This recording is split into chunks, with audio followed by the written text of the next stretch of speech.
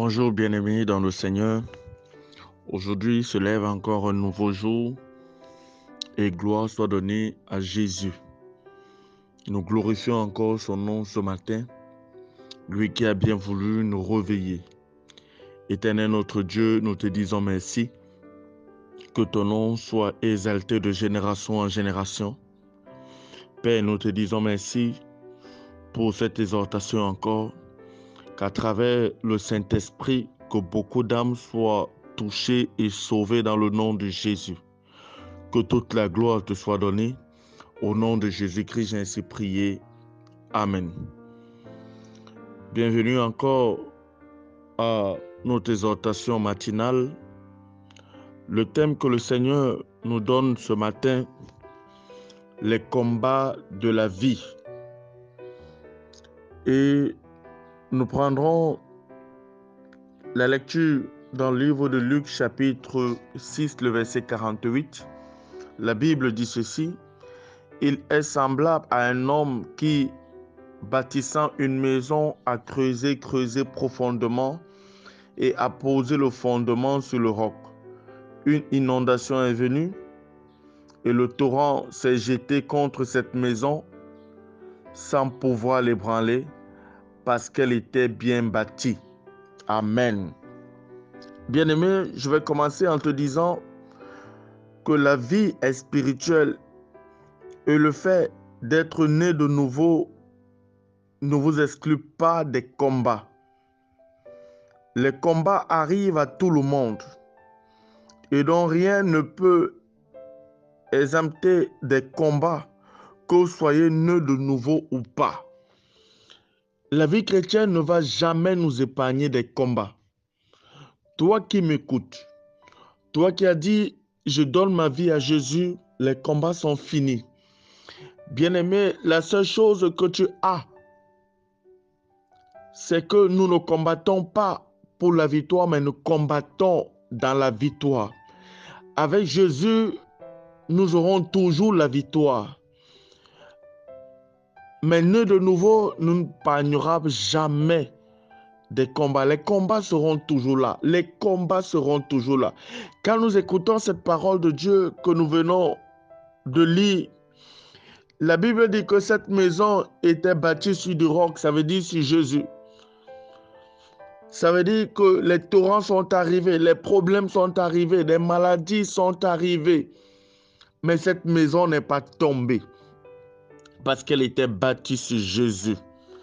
Ça veut dire que les combats viendront, des combats arriveront. Mais lorsque les combats arriveront, bien-aimé, je t'exhorte à être fort. Ça veut dire à être bâti sur du roc, à être bâti sur la parole de Jésus. Avoir Jésus-Christ comme son Seigneur et Sauveur. Celui qui te garantira toujours la victoire à la fin. Amen. Et lorsque les combats arrivent dans la vie d'un homme, généralement, c'est pour te détourner de ta trajectoire, te détourner de la destinée que le Seigneur Jésus-Christ a prévue pour toi. Lorsque les combats arrivent dans la vie d'un homme ou dans la vie d'une femme, c'est pour faire de vous des victimes. Toute bataille dans la vie vise à questionner votre foi et votre engagement à Jésus. Voilà un peu 3 éléments que je viens de citer qui te pousseront à connaître quel est même le plan. Parce que chaque fois qu'un combat se lève, c'est pour te détourner de ta destinée. C'est pour détourner ton regard. Focaliser ton regard sur les combats. Oh, tu as une destinée. Bien-aimé dans le Seigneur, ma prière ce matin, c'est que tu tiennes bon.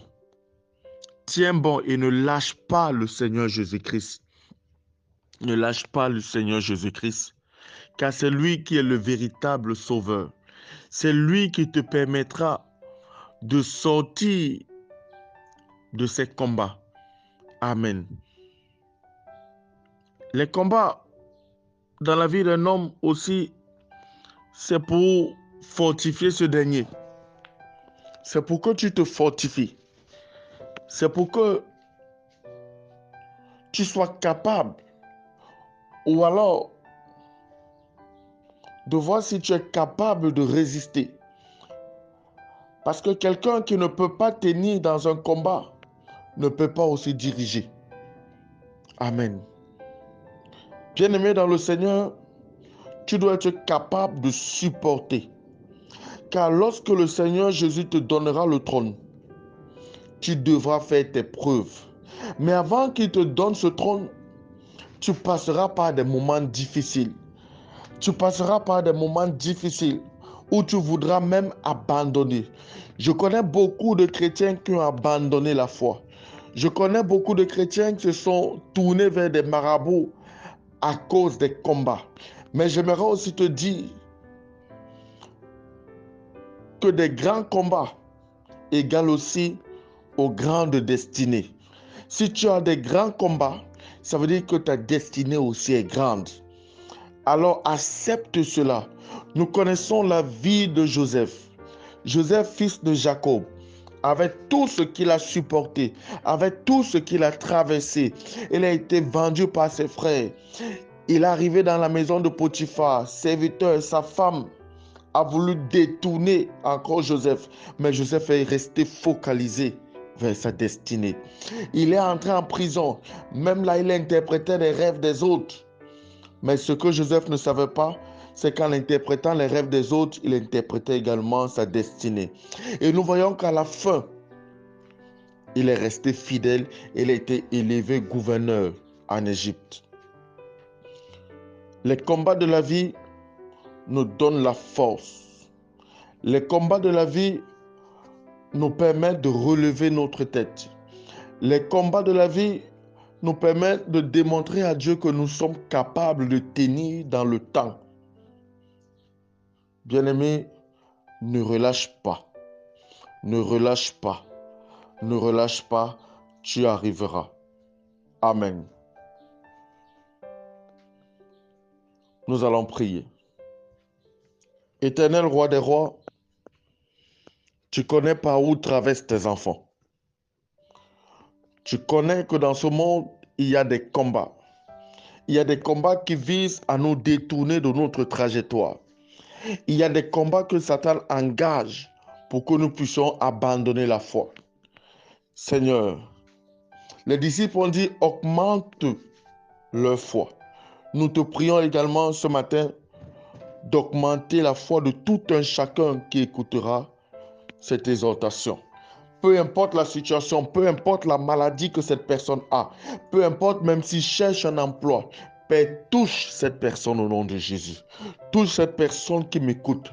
Que toute personne qui écoute cette prière, toute personne, mon Dieu, mon roi, peu importe sa situation, je prie dans le nom de Jésus, peu importe les batailles de cette personne, Père, tu touches la personne au nom de Jésus et tu donnes du réconfort à cette personne et que cette personne n'abandonne pas sa course au nom de Jésus.